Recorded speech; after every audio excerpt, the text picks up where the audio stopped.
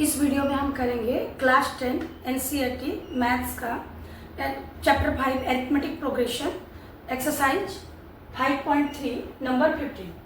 तो question, a contract on construction job specifies A penalty for delay of completion beyond a certain due as follows: ₹200 for the first day, ₹250 for the second day, ₹300 for the third day, etc. And the penalty for each succeeding day being ₹50 more than the preceding day. How much money the contractor has to pay as the penalty if he has delayed the work by 30 days? तो यहाँ पर क्या बोला है, construction work चल रहा है जहाँ पर मतलब एक स्पेसिफिक रूल्स रखा गया है कि उसको मतलब अगर वो जो उनका रिकमेंडेड डेज में नहीं करके दिया, अगर डिले किया, लेट किया, तो पहला दिन के लिए उसको 200 रुपया पेनल्टी देना पड़ेगा, मीन्स फाइन देना पड़ेगा। अगर 2 दिन डिले किया तो 250, अगर 3 दिन डिले किया तो 300, ऐसे करके उसको 50 रुपये मतलब हर एक दिन का डिले के लिए उसको 50 रुपीज़ मोर देना पड़ेगा ऐसे पेनल्टी। तो मान लो अगर वो 30 डेज का डिले कर रहा है तो उसको कितना रुपया देना पड़ेगा। तो यहाँ पर ऑलरेडी क्या गिवन है, penalty for the first day 200, penalty for the second day 250, penalty for the third day 300। तो यहाँ पर हमारा एपी बन गया। ये जो एपी बना तो पहला दिन के लिए उसको देना पड़ रहा है 200 रुपीज़, सेकेंड डे के लिए 250, थर्ड डे के लिए 300, ऐसे उसको देना पड़ेगा।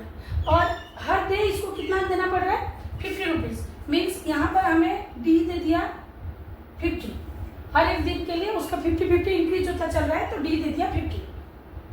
तो यहाँ पर डिले कितना दिन का हो रहा है, 30 डेज, मीन्स एन दे दिया यहाँ पर 30। तो 30 डेज में उसको कितना पेनल्टी देना पड़ेगा उसका हमें फाइंड आउट करना है। मीन्स हम S30 निकालेंगे, मतलब सम ऑफ 30 डेज जितना वो पेनल्टी दे रहा है वो हम फाइंड आउट करेंगे। तो SN का फॉर्मूला हमें पता है n/2 2a plus n-1 into D. तो यहाँ पर हमें S30 फाइंड आउट करना है, तो ये आ जाएगा 30/2 2a 2 इंटू यहाँ पर फर्स्ट टर्म a दे दिया है 200, तो 2 इंटू 200 प्लस n-1, तो 30-1 आ जाएगा 29 इंटू डी, कॉमन डिफरेंस आ गया 50।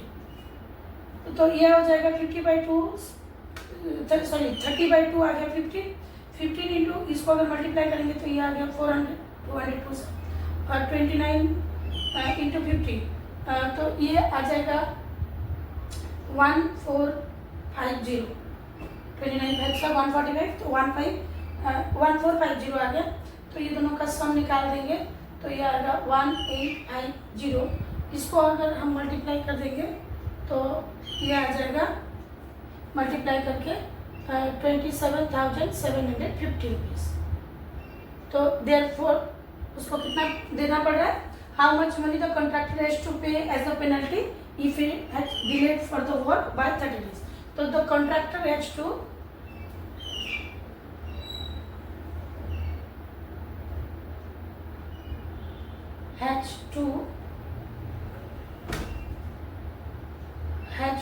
pay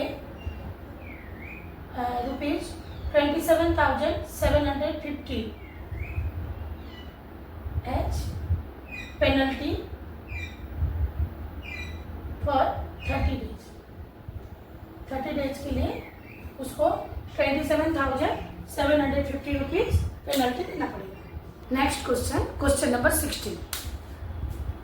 A sum of 700 rupees is used to give 7 case prizes to the students of a school for their overall academic performance.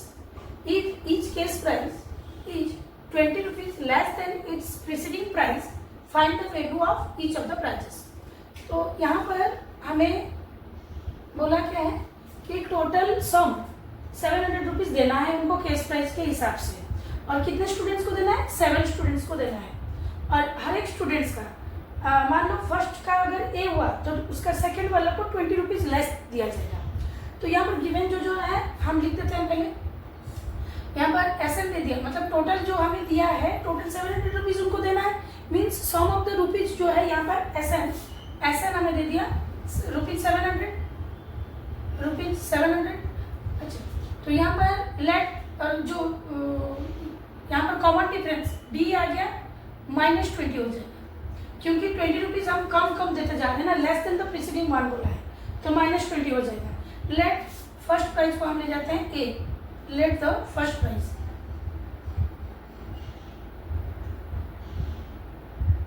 को हम ए ले जाते हैं, जो कि फर्स्ट टर्म है। तो यहाँ पर एन भी दे दिया, कितने स्टूडेंट्स को देना है, 7 स्टूडेंट्स को देना है, तो एन भी हमें 7 दे दिया। यहाँ पे फाइंड आउट करना है कि ईच प्राइस कितने रुपीज़ का होगा, तो उसके लिए पहले हमें ए फाइंड आउट करना पड़ेगा। तो एस एन का फॉर्मूला हमें पता है, S N is equal to n/2 2a plus n-1 into D. तो यहाँ पर एस एन हमें 700 दे दिया है, तो एस एन के बदले हम लिखेंगे यहाँ पर 7/2, क्योंकि 7 प्राइजेस देना है उनको, n7 है, 2a 2 इंटू ए का वैल्यू हमें नहीं पता, प्लस n-1, तो 7 - 1 6 इंटू डी आ गया -20 इसीलिए लिया गया है क्योंकि ये लेस हो रहा है, 20 कम होता जा रहा है, इज इक्वल टू 700। तो ये आ जाएगा 7/2 का हम साइड चेंज कर देंगे तो इसीलिए सिंप्लीफाई हो जाएगा। ये आ गया 2a माइनस ये -120, क्योंकि 20 इंटू 6 करेंगे, प्लस इंटू माइनस आ गया, और 700 ये आ जाएगा 2/7, 7 1 700 सर, तो ये 2a इज इक्वल टू ये आ गया 200 प्लस 120 हो गया, साइड चेंज हो गया 120 का, तो यहाँ पर ए का वैल्यू आ जाएगा, ये ऐड करने से 320/2 ये आ गया 160। तो देयरफॉर यहाँ पर हमें फर्स्ट प्राइस मिल गया 160 rupees. So the prices sir, हम फिर क्या नेक्स्ट हमें कैसे मिलेगा, लेस 20 लेस बोला है ना, तो हम 20 माइनस करते चलेंगे तो हमें नेक्स्ट प्राइस मिलता जाएगा। सो द प्राइजेस आर तो फर्स्ट प्राइस हमें मिला है ₹160, फिर उससे हम 20 लेस कर देंगे तो ₹140, अगेन ₹120, ₹100, फिर ₹80, ₹60, ये हो गया 6 टोटल, एंड लास्ट वाला आएगा ₹40। तो ये हो गया 7 prices. Next question number 17। In a school, students thought of planting trees in and around the school to reduce the air pollution. It was decided that the number of trees that each section of each class will plant will be the same as the class in which they are studying. यहाँ पर example दे दिया, a section of class 1 will plant 1 tree, a section of class 3 will plant 2 trees, and so on till class 12. There are 3 sections of each class. How many students will be planted by the students?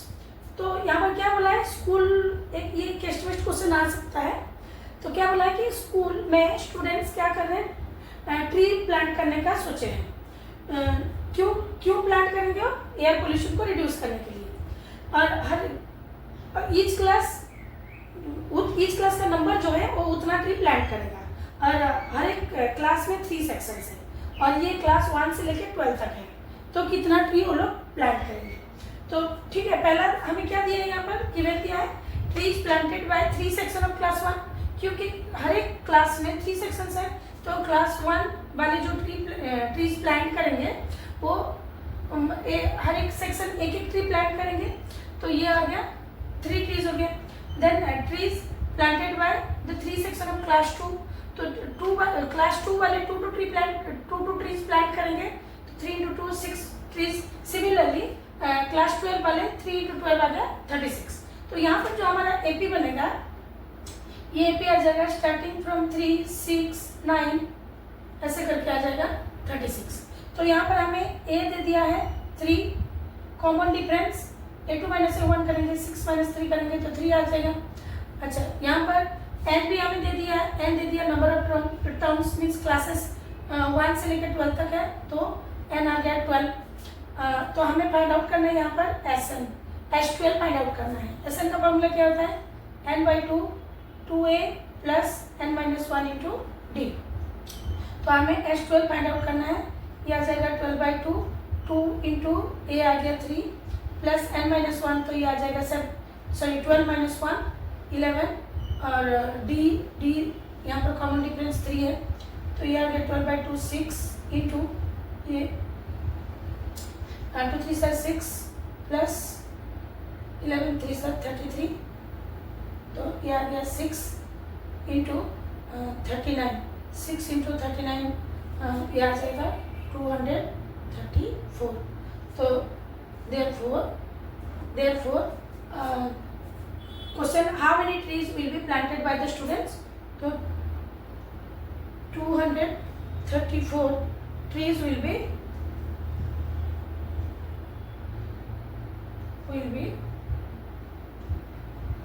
planted by the students.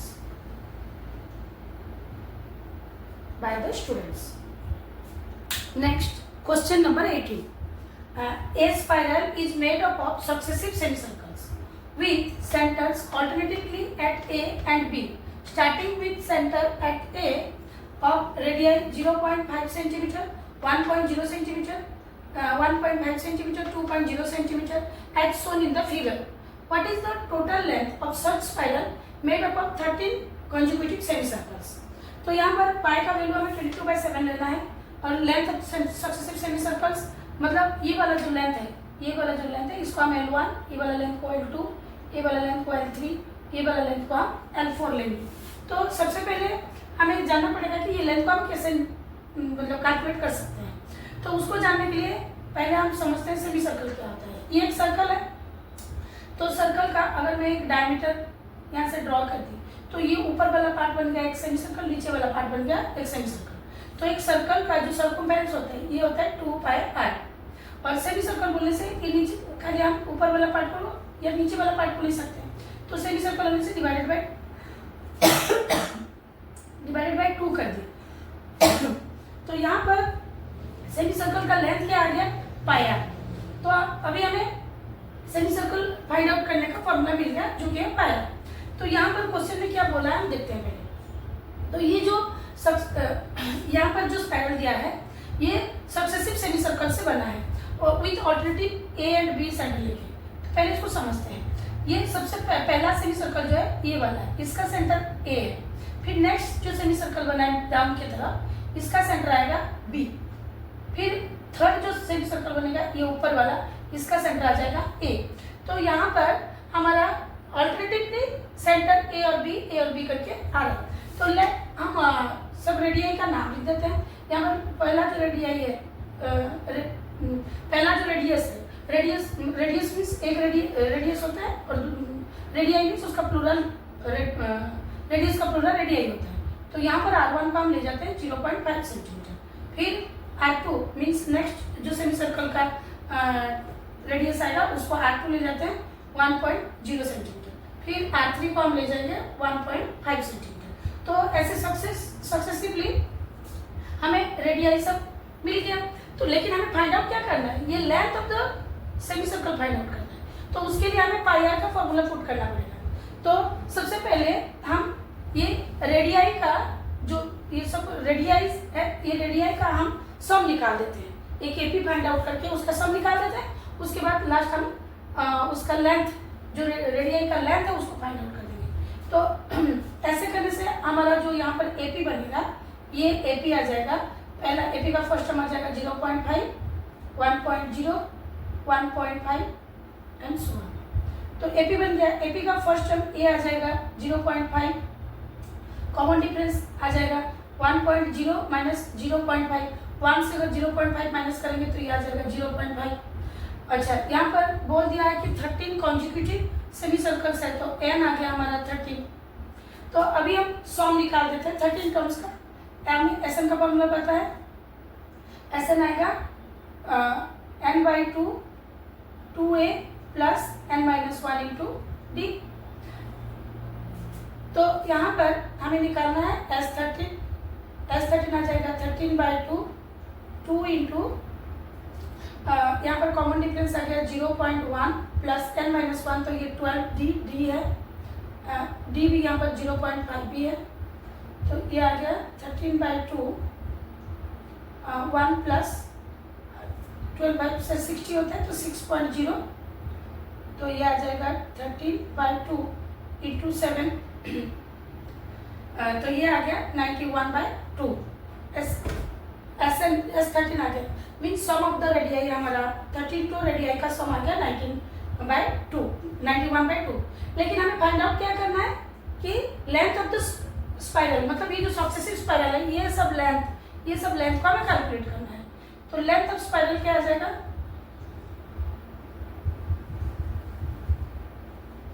Length of spiral pi r1 plus pi r2 plus pi r3, ऐसा हमें find out करना है।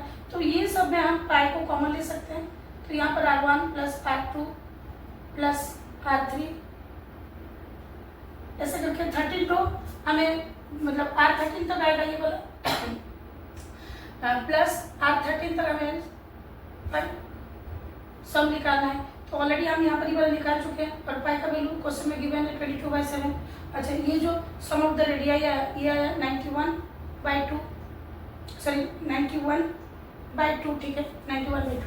तो ये 9 13 sir 2 11 sir, तो 11 13 into 11 कर देंगे तो 1313, तो ये आ गया 143 सेंटीमीटर।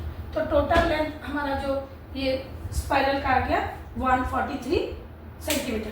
मीन्स यहाँ से लेके यहाँ से यहाँ तक ये जो लेंथ आएगा ये आ गया 143 सेंटीमीटर।